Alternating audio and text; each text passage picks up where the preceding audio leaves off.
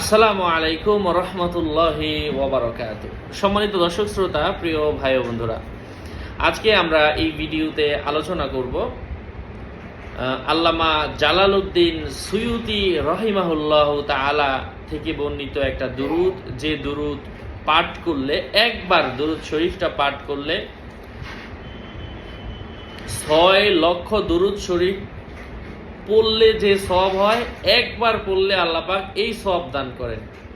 এমন একটা দুরূদ শরীফ জানবো। দুরূদ শরীফটা হচ্ছে আল্লাহুম্মা সাল্লি আলা সাইয়্যিদিনা মুহাম্মাদিন আদাদা মা ফি ইলমিল্লাহি সালাতান দাইমান বিদাওয়ামি মুলকিল্লাহ। আল্লাহু আকবার। আবারও বলছি, আল্লাহুম্মা সাল্লি আলা সাইয়্যিদিনা মুহাম্মাদিন আদাদা মা ফি ইলমিল্লাহি সালাতান দাইমাতান বিদাওয়ামি মুলকিল্লাহ।